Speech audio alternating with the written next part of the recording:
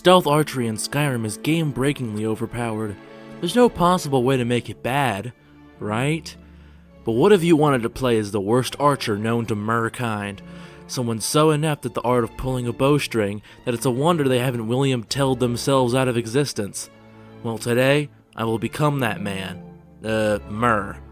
Can you beat Skyrim with only practice arrows? First, let's lay down some ground rules. I can only damage enemies with practice arrows and, because I hate myself, only with the longbow, the worst bow in the entire game. No companions, no using the restoration loop exploit, no unique weapons, no smithing, and no playing on easy mode. Because easy mode is for suckers, and I ain't a sucker. Well, I did make this video, so with all that out of the way, let's begin. After being carted away, I witnessed Lokir become target practice. Halt! You're not gonna kill me! Archers! Anyone else? And create the most handsome, dashing wood elf archer in Tamriel, Hobenrud. Holy Jesus! What is that? What In oblivion! is that? Helgen gets attacked, I manage to escape. Hadvar is really insistent that I look for gear. See if one of these chests has some armor for you. See if one of these chests has some armor for you. See if one of these chests has some armor for you. Got to be a sword or two in one of these. And I am tasked with my first challenge, getting through Helgen Keep without attacking anything. Hadvar and the rest of the Imperials make short work of the Keep's residents, and I even get my first weapon, the longbow. Loot get! It's the biggest piece of dog shit. Can't use it without practice arrows though. For my standing stone, I go with the mage stone to level enchanting quicker. Alvor helps me to some of his stuff. Help yourself to whatever you need, within reason. You didn't trade anything. You just stole all my shit. And I head over to Falkreath to find Angie's camp, the only place I can get my precious hurdy sticks. All sorts of crazy stuff happens on the way. I see a headless horseman, Maik the liar. Maik does not understand what is so impressive about shouting. Maik can shout whenever he wants. And even a group of vampires. I eventually make it to Angie's camp. My attempt at intimidation fails, Ismir, you won't leave here alive! No sign of him. so I try to train with her instead. Be careful. You're mine! No sign of him. Okay, for real this time. Hey, nice shot. Right on target.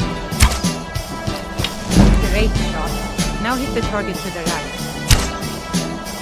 Nice shot. Right on target.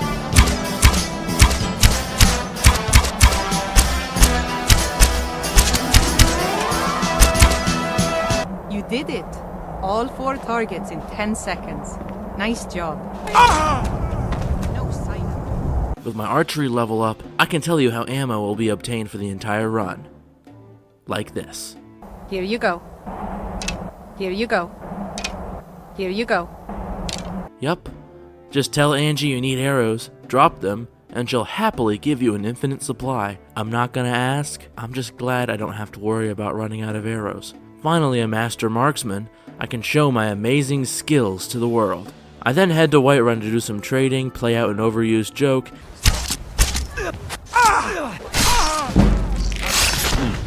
No sign of him. and get tasked to retrieve a stone tablet from an ancient ruin. Simplicity itself. But before that, I head to Dawnstar for buried treasure. Literally. A chest buried in the ground acts as the merchant Akiri's inventory, allowing me to take all the wares I please. Doing this allows me to enchant my bow and level up, where I choose Alchemist as my perk. At Bleak Falls, I turn some wolves, bandit, draugr, and other random critters into pincushions. Oh! Bastard! Yeah!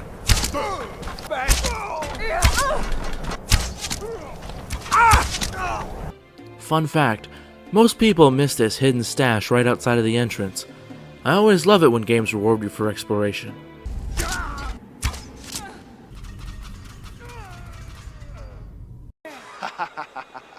You dumb bastard.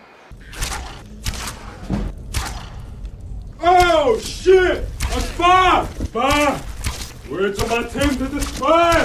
Where's my Tim?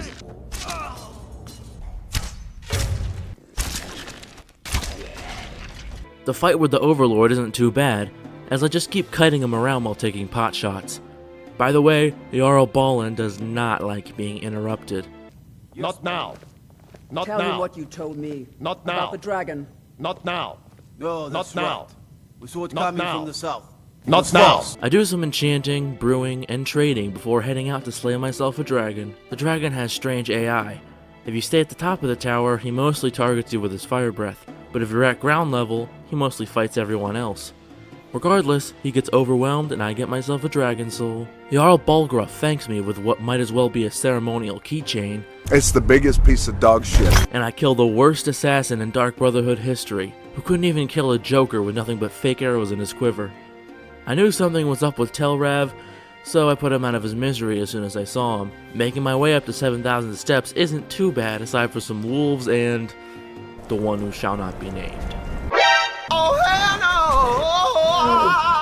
I'm forced to use my unrelenting force shout on Arngir, but since he isn't an enemy and it's required by the game, it doesn't break the rules. Apparently the Greybeards didn't think so since they shout at me angrily.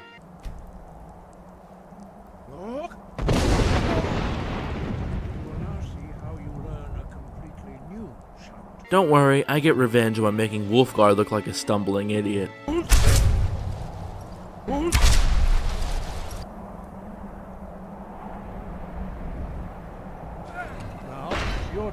I then return the claw to Nick Valentine, watch some cultists make a mess, give Isolde a mammoth's tusk, give a kid a coin, Watch out, here comes my arrow. Legolas sucks, and Yondu is the one. get a new mask, and head over to Ustengrav to find myself a horn. Some necromancers, spiders, skeletons, and Draugr give me trouble.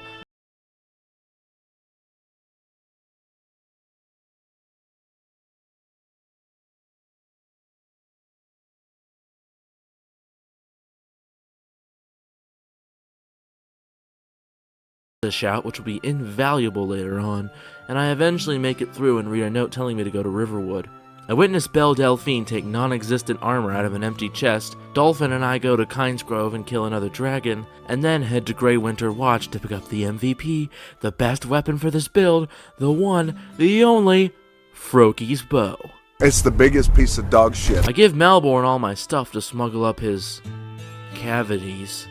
Speaking of cavities, let's hope I don't get fingered as a spy, and escape from that uncomfortable situation into another uncomfortable, if not hilarious, situation. I propose a toast to Elenwen, our mistress. What are you doing? I speak figuratively, of course. Nothing could be more unlikely than that someone would actually want her in their bed. Although, most of you are already in bed with her.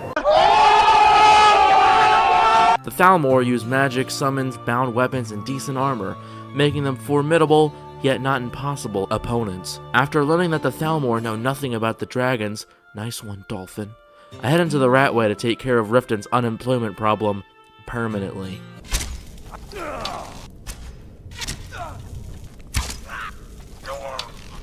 I also kill more Thalmor bootlickers and snipe some Forsworn while they take care of a dragon. Eventually, I'm forced to change my position to clean up the stragglers, and then head inside to watch Esbern and Dolphin kick some ass. I then solve some puzzles fit for a 3-year-old, well, a deeply disturbed 3-year-old, and listen to Esbern blabber on about nothing before he actually tells me what I need to know.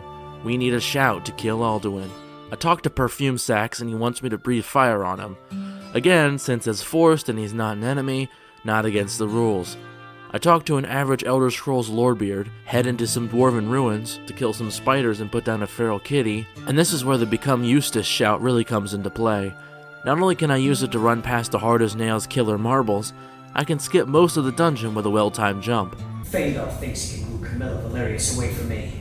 She's already mine, I keep telling him. Solving another 3-year-old level puzzle gives me the Elder Scroll, which has somehow not appeared in half the Elder Scrolls games. I watch the heroes of old fight Alduin, learn the Dragonrend shout, and begin our first fight with Alduin the World Eater.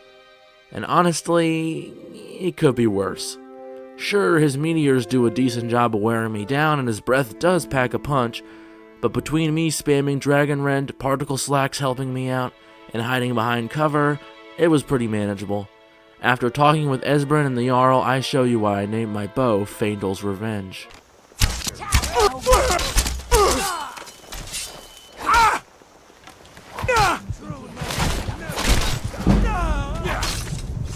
Heard they're reforming the Dawn Guard. Now it's time to start the most boring quest known to mankind. The Beast Council. Long story short, I call a dragon to fly me to Skuldolphin, watch a guard get sent to Starfield, I believe I can fly. I believe I can touch the sky. and make one last run for arrows and potions. I know I've been skipping over a lot, so let me run down my skills. Light armor, sneak, alchemy, and enchanting are the skills I've been focusing on, with the perks Agile Defender, Poisoner, Enchanter, Stealth, and Muffled Movement being the standouts so far. I've been wearing a mix of light armor, a heavy armor cultist mask, and some jewelry enchanted for better bow damage. The only spells I've been really using are Oak Flesh, Fast Healing, and Healing. After flying to Skuldolphin, I send some Draugr back to their graves surprisingly easily.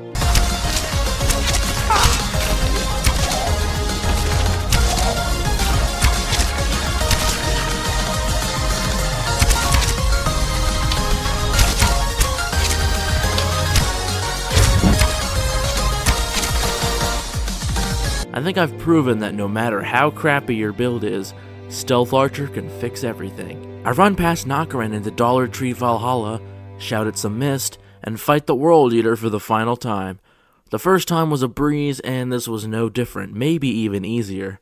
I finally complete my archery practice, slaying Alduin and proving that yes, you can beat Skyrim with only practice arrows. In conclusion, this run was much, much easier than I anticipated. I was expecting piss-poor damage the whole way through, but a combination of poisons, enchantments, and bow damage made the lack of arrow damage kind of irrelevant. Ammo was virtually unlimited, and using sneak actually made this kind of fun, as I had to prioritize dealing as much extra damage as possible with each shot. Thanks for watching, and if you liked the video, make sure to like, subscribe, or drop a comment below. Constructive criticism is appreciated, as well as suggestions for a new challenge run. With any luck, your idea might make it into the next video. This is Causal Loop, signing off.